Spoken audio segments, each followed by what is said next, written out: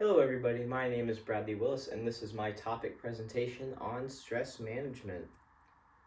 So, let's start off with what is stress. To me, stress can be defined as human emotion, more human response to situations going on around you, more like how you process it and think about it, more in a negative way, which can lead to stuff like anxiety, which is probably the most severe, highest form of stress. But because we're human, stress definitely differs from person to person. So you'll have people who kind of ease through everything, all those situations that can add stress, and then you got people on the upper end of that spectrum who kind of just look at everything in their everyday life, every small detail, and stress over every single aspect of their everyday life. As for me, I do have anxiety, but I feel like I slide in more in the middle ground. Like I stress over like bigger things like big school projects or stuff at work, but I'm not really stressing about stuff like everyday small things like some people do. So yeah, my research question for this topic presentation is managing stress can be time consuming and a daunting task for some. So, how can people manage stress effectively and in a way that accommodates their everyday life? So, looking at some statistics here, in America, the percentages of adults ages 35 to 44 dealing with stress rose from 48% to 58% from 2019 to 2023. That is a 10% increase over the span of 4 years. Now, looking at this time span, being 2019 2023, it's pretty obvious that the COVID pandemic probably played a pretty big part in that, along with some other side stuff like economic inflation, a lot of stuff like that. But a 10% increase over the span of 4 years is pretty interesting to look at. The same age group, age 35 to 44, also experienced the biggest increase in mental health diagnosis, going from 31% to 45% in that same time span. That is a 14% increase, and that's kind of crazy to look at because in 2019, that number was less than a third of Americans, and now as of 2023, so I guess 2 years ago, that number was up to almost half of the country. So it's kind of a crazy increase to see in both those stats. And as I said, COVID probably played a heavy part in that. So yeah. Social determinants of health. So when it comes to stress, there are a lot of everyday things that can be defined as social determinants of health. Again, it can also depend on how high stress levels of an individual are. So not everyone's going to have the same social determinants here. People with higher anxiety levels will experience more social determinants of health than the average person. So, looking at some examples for this, financial stability, because I mean, money is kind of the centerpiece of how we live, we make a living, and we just get around. So, obviously, when stuff like inflation happens, it's going to have a big effect on a lot of people around the country. Potential work situations. So, this could mean multiple things. Let's say there's big deadlines you have to meet, you got a coworker, it's giving you problems, or you have a boss that mistreats you. A lot of that can cause some stress. And the most important one to me, relationships with friends and family. So these are the people that you're around pretty much every day of your life.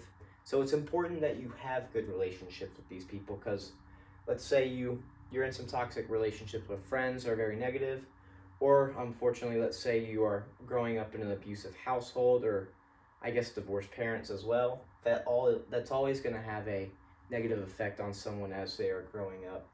And to kind of summarize all these points here, the last point is the environment around you is the last social determinant. So again, the people around you, your job, money problems, just a lot of stuff like that.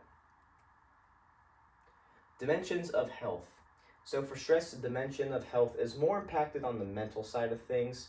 Stress and anxiety are internal problems for people that can affect someone's mood in the moment.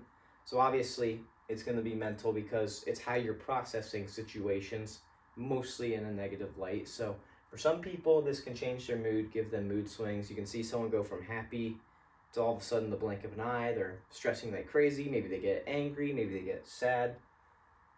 Lot of stuff like that. And again, this can change depending on the person's environment or situation. Going back to the social determinant slide, um, The environment that you are surrounded by is very impactful on how you show stress levels or how you receive those situations that create the stress. Looking at the risk factors, there are many risk factors for stress, and the factors depend on the person. I mean, again, because stress differs from person to person. Some people suffer from past trauma that they can't really just shake off, which may only add stress. This can kind of go back to like what I said about abusive childhoods or divorced parents, stuff like that. But as well as people also, this next one here is more for the common American, common person. Most people will probably go through something like this. People have life-changing events such as moving to a new town / state / country. That's a very common thing for a lot of people to go through, and especially when you're on the younger side of things, it can be stressful because, I mean, you're pretty much like getting up and leaving everything you knew about your life before. You're leaving the place you know, the people you know, and you're kind of just starting fresh from scratch in a brand new area with brand new people.